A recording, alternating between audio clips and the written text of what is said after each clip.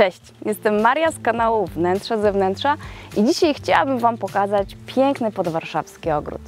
Do tej pory na kanale oglądaliście wnętrza mieszkań, ale dzisiaj wychodzimy na zewnątrz. Chodźcie! Mamy wrzesień. To czas, kiedy ogrody wchodzą w stan zimowego uśpienia, ale to też doskonały moment na to, aby pokazać, że dobrze zaprojektowany ogród potrafi zachwycać również i teraz. Właściciel kupił dom z działką kilka lat temu i to właśnie ten teren zachwycił go najbardziej. Nie dziwne, w końcu ma aż pół hektara. Wejście do domu to przede wszystkim cisy i jałowce. Choć to bardzo stare krzewy, nowy właściciel postanowił trochę o nie zadbać. Ukształtował je w taki sposób, że wyglądają naprawdę świetnie. Z krzewu został usunięty cały dół, wszystkie martwe partie. Teraz kształt tego krzewu wygląda bardzo elegancko i jest prawdziwą ozdobą domu. Poprzedni właściciele zadbali o to, by na terenie znalazło się dużo drzew. Teraz, po latach, osiągnęły one naprawdę spore rozmiary. Mamy tu dużo brzóz, dębów, wierzb i świerków. Ogród został zaprojektowany tak, aby był praktycznie samoobsługowy. Właściciel sam przyznaje, że nie poświęca mu więcej niż 3 godziny w tygodniu. Ogród wygląda na bardzo spójny, prawda? To zasługa przemyślanych i powtarzalnych nasadzeń. Na żywopłotach mamy kilka odmian derenia, pęcherzycy, kaliny i tui. Ale poświęćmy trochę czasu na roślinę, która ostatnio zdobywa wielką popularność, a jest to miskant. W ogrodzie królują dwie odmiany miskanta. Miskant chiński i miskant olbrzymi. Ich kępy znajdują się zarówno w centralnej części ogrodu, jak i na jego obrzeżach. Ale jak olbrzymi jest tak naprawdę miskant olbrzymi? Chodźmy sprawdzić. Miskant jest rośliną o bardzo egzotycznym wyglądzie. I choć nie wygląda, to jest bardzo łatwa w utrzymaniu. Jest to też roślina mrozoodporna, ale pamiętajcie, w pierwszych latach należy dobrze osłonić kępy na zimę. Wygląda świetnie zarówno sama, jak i w towarzystwie innych traw ozdobnych. Jest doskonałym dodatkiem do zbiorników wodnych, a staw, który zaraz Wam pokażę, jest naprawdę wyjątkowy. Kiedy mówiłam, że staw jest wyjątkowy, naprawdę nie żartowałam.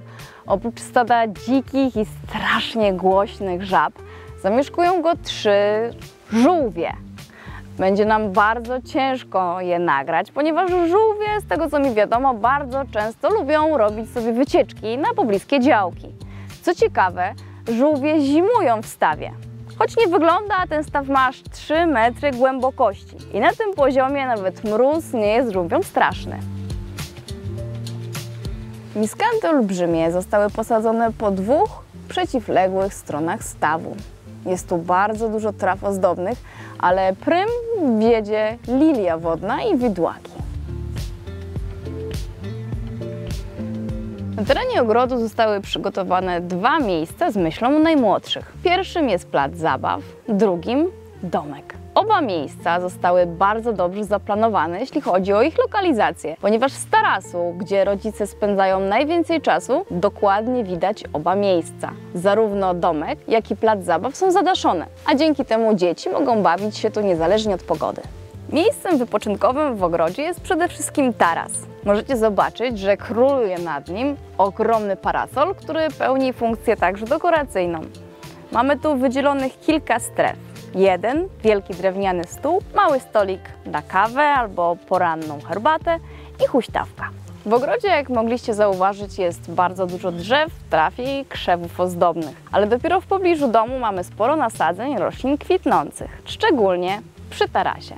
Mamy tutaj bodziszki, budleje i inne rośliny, które bardzo przyciągają owady, na przykład motyle i pszczoły. I choć jest dość późno, to wciąż możemy je tu spotkać. Jedną z najpiękniejszych ozdób tego ogrodu są dęby szypułkowe. To niesamowite drzewa, które potrafią osiągnąć wielkość nawet 40 metrów, a ich wiek określa się nawet do 1000 lat. Nie wiem, czy wiecie, ale dąb szypułkowy po kilkusetletnim leżeniu w wodzie, na skutek reakcji garbników, które są w nim zawarte, czernieje, zachowując przy tym swoje wszystkie właściwości i zwany jest polskim hebanem.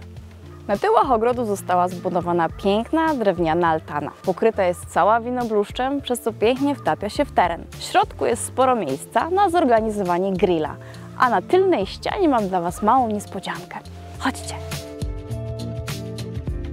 Ogród był zaprojektowany tak, by pełnić głównie funkcję wypoczynkową. Nie znajdziemy tu więc warzywnika ani szklarni, ale poprzedni właściciele zadbali o to, by zasadzić winorośl, która w tym momencie jest obsypana owocami.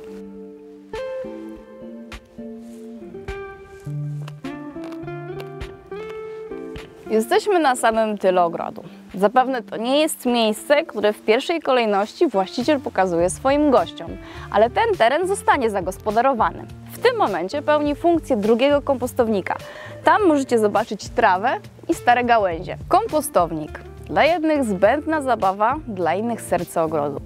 Pamiętajcie o tym, że nawet skoszoną trawę możecie wykorzystać, tworząc ściółkę i przygotowując swoje rośliny przed okresem zimowym. Choć o prawdziwym kompostowniku porozmawiamy jeszcze w innym odcinku, to każdą rzecz z ogrodu zawsze można wykorzystać. Właściciel zdecydował się na budowę domowej oczyszczalni ścieków. Dobrze jest mieć tego typu projekt z tyłu głowy, zanim jeszcze będziemy tworzyć plan naszego ogrodu. Takie przydomowe oczyszczalnie ścieków to dobre rozwiązanie w domach, które na przykład nie są podłączone do zbiorczej sieci kanalizacyjnej. Miskant sprowadzony został do Europy z Azji w pierwszej połowie XX wieku jako roślina ozdobna. Zwany jest również trawą słoniową. Ta popularna trawa wyróżnia się wyjątkowo zwiewnym pokrojem, bardzo przydatnym w uzupełnianiu ogrodowych kompozycji. Miskant najlepiej rośnie na w miarę wilgotnych i żyznych glebach, na stanowiskach słonecznych lub lekko ocienionych, ale warto odmianę dopasować do swoich warunków ogrodowych. Dobrze jest też pamiętać, że chociaż miskant jest gatunkiem szybko rosnącym, to nie należy do traw inwazyjnych, które rozrastają się w niekontrolowany sposób. Jego kłącza są krótkie, dlatego przez długie lata miskant rozrasta się w postaci zwartej kępy, która co roku silniej się zagęszcza. W pierwszych 2 latach po posadzeniu najlepiej okryć miskanty przed zimą, przysypując nasadę warstwą kory. Planujecie u siebie miskanty? A może macie już je w swoich ogrodowych kompozycjach? Koniecznie się tym podzielcie. Dziś wyszliśmy na zewnątrz. To nowość zarówno dla Was, jak i dla nas. Mamy nadzieję, że Wam się podobało. Liczymy na Wasze uwagi i komentarze. Mamy nadzieję też, że spotkamy się już niedługo. Do zobaczenia!